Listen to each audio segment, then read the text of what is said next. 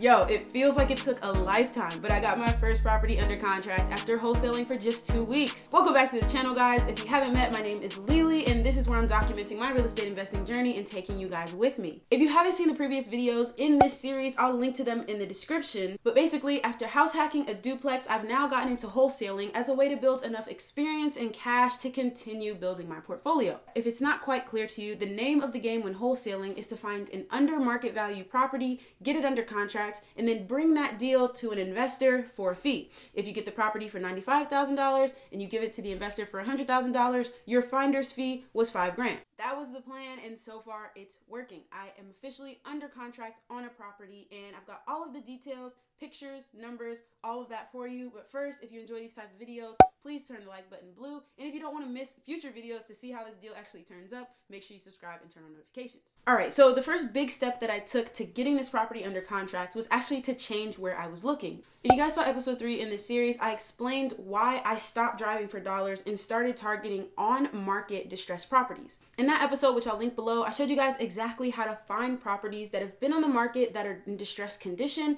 as well as properties that recently failed off the MLS in distressed condition. But basically, I started looking at properties that had been on market for the longest and were for sale in as-is condition. This property had been on the market for almost an entire year. I could see that it went pending multiple times, but had kept coming back on the market. When I called the agent, she explained to me that the cosmetics of the house were actually pretty good. Like, this wasn't a junky falling apart house, but it had severe structural issues. Basically, it was an out-of-state investor who owned this property and was using it as a rental, but they never put gutters on the house. And so every time it rained, all of the water just pools around the base of the house, which started causing the foundation to sink. So there was like a 1 or 2 inch gap between the bottom of the baseboard and the actual floor throughout the entire house. Not good. So right away, it was clear why this house was struggling to sell and needed an investor to come in and fix that problem. So I knew I wanted to make an offer, but the big question when dealing with on-market properties like this is, how do you wholesale a deal when there's a real estate agent involved? The first question is, how do you get them to be willing to work with you? And the second question is, do you actually tell them I'm a wholesaler? So first, what I did was I offered to let this agent double dip on the commission. And double dip is a term that I got from the Flipping Mastery TV YouTube channel, which traditionally means that when a property is sold, the buyer's agent gets 3%, the seller's agent gets 3%, and the seller pays that entire 6%.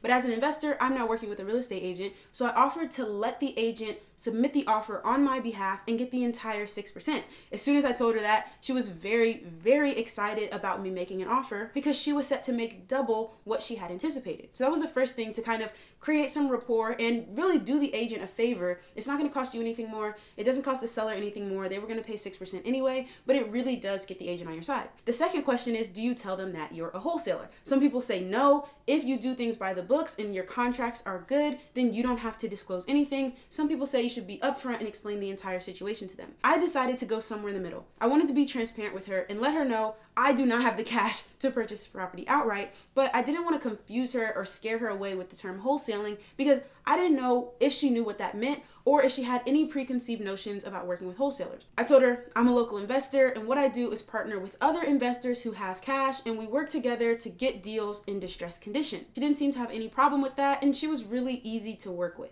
If you want to hear more about working with agents or learn more about the double dip strategy, I'll be sure to link those videos in the description below for you to watch later. So at this point, I'd still never been inside the house. I had a set of pictures and I had a bunch of information from the agent where I asked her to give me all the information about the materials that were used in the house, what type of flooring, what type of countertops, just when the last time the kitchens and the bathrooms were updated. I just really went through and got her to tell me as much as I could about the property. The house is pretty sound cosmetically. It was used as a rental, and so there are some cheaper materials like the floor and the countertops in there, but it could be moved in today if there wasn't a gap between the bottom of the house and the floor. Because there were previous buyers who were under contract with this house, they actually did have a structural inspection already done, and that structural inspection is part of the reason those buyers backed out. But the agent sent this structural inspection to me, which is really nice because now I or my cash buyer who I'm gonna wholesale this deal to don't have to go out and pay for an inspection ourselves. So she sent me the structural inspection, and they recommended some injection foam into the foundation. Now, on the phone, she said that she thought that might cost around $3,500, but she also sent me a quote from the company that did the structural report for them to fix it for $2,700. So there was a little bit of a discrepancy between how much it would cost to get the structure fixed But at that point, it was time for me to come up with an offer price to figure out what the after repair value for this house might be, what it might be able to be fixed up for, and then what an investor might pay for it. So I'm going to do another video breaking down how I came up with these numbers, how I ran the comps, how I did the rehab budget. I'm going to make another video diving in completely into that for you guys. But overall, the first thing I was looking at was the after repair value. There's a house literally just across the street from this property, out the front door, straight ahead, that just sold for $150,000. It was a flip, purchased for cash by an investor, fixed up nice, and sold to an end buyer for $150,000. So I know that there are some flippers active in this area, but that was the only truly flipped house that I can find. All the other houses in that area that have been sold in the last 6 months have sold for between $120,000 and $140,000, and they weren't from investors. They were just properties that someone was living in and they decided they wanted to move away and sell their house. So we've got one house that's a flip for $150,000, but it's a little bit bigger than our property. And then you've got some houses for like $120,000, $130,000 that are not flipped. They may have been cleaned up, but they're in no way in brand new condition. So I decided that I wanted to just estimate that the ARV for this property would be $140,000. Again, I'll dive into how I found those comps and got those numbers in a separate video. I also knew that since this was a 3-bed, 2-bathroom home in a good area that would be good for rentals, an investor might decide not to flip it, and so they'd be less concerned with the ARV and more concerned with the potential rental value. And so at that point, I looked for other homes for rent in the area and found that this, if it was a little bit fixed up, could probably rent for somewhere between $1,200 and $1,300. All right, so I've got my numbers kind of on the back end, and now I had to figure out what the rehab budget might be. I'm definitely not a contractor, so after doing a ton of research, I came across this video which breaks down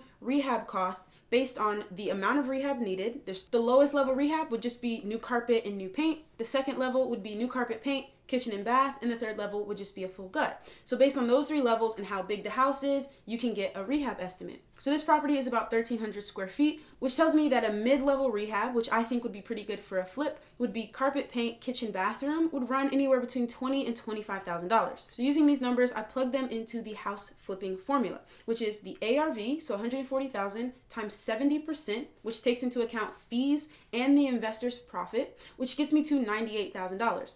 From that number, I want to subtract my rehab budget, which I'll say is $20,000, which gets me to $78,000. And from that, I want to subtract my wholesale fee, which I'll say is $5,000 for my work, which got me to $72,000.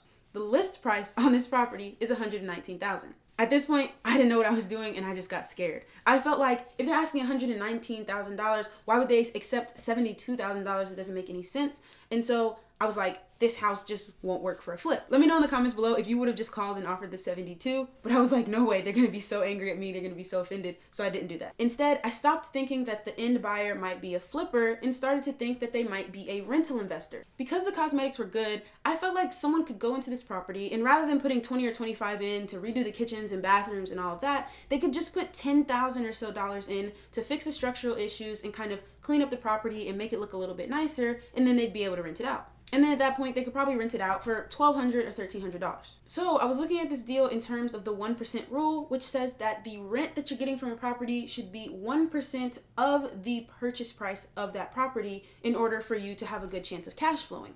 So if this property was in pristine condition and the rent could be $1,200, then the purchase price would be no more than $120,000. But since this property needed work, I knew that I had to subtract from that $120 the amount of work that was going to be needed, my wholesale fee, and the fees that the investor was going to acquire from purchasing this property. So I thought that the end buyer needed to be getting this property from somewhere but like $105,000 and $110,000, and so I decided to offer $102,000.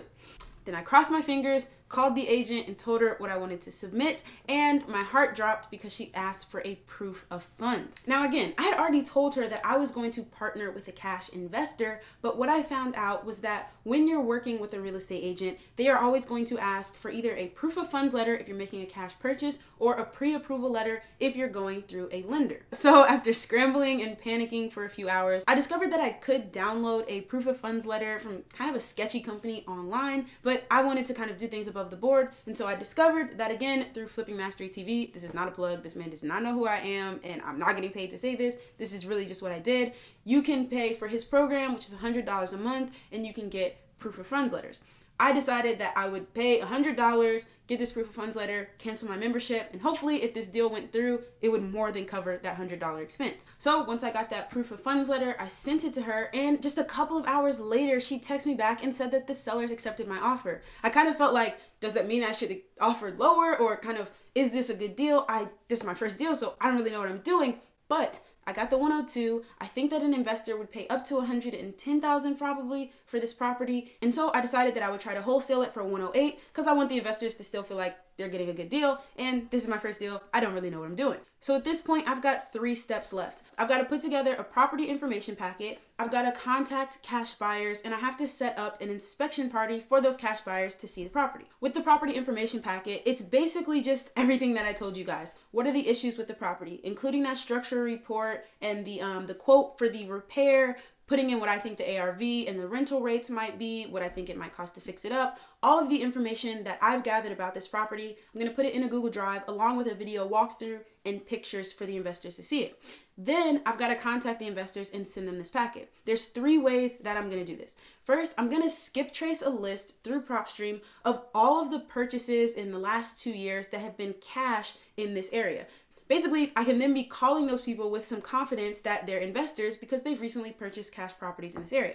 I'm also going to post a deal in some local investment Facebook groups, as well as call some other local wholesalers. The reason I'm going to call other local wholesalers is not so that they can daisy chain or try to wholesale my wholesale deal. It's because sometimes these are investors who wholesale some deals and purchase some for themselves. So I'm going to see if they want this deal as well. And then finally, I'm going to set up a 2-hour window where these investors who are interested can come to the property, see it, bring out their contractors, and see if they want to accept my 108 ask price. This could be a $6,000 first wholesale check, which I think is not bad at all. But again, I don't know how many investors are going to want to deal with these extensive structural issues. I'm going to share with you guys exactly what's going on as in real time as possible to keep you guys on this journey with me. Cross your fingers for me, comment good luck down below, and subscribe so you see future videos. I will link the rest of this playlist right here and let YouTube recommend a video just for you right here. I post videos Tuesdays, Fridays, and Sundays. And until next time, fingers crossed. Thanks for watching.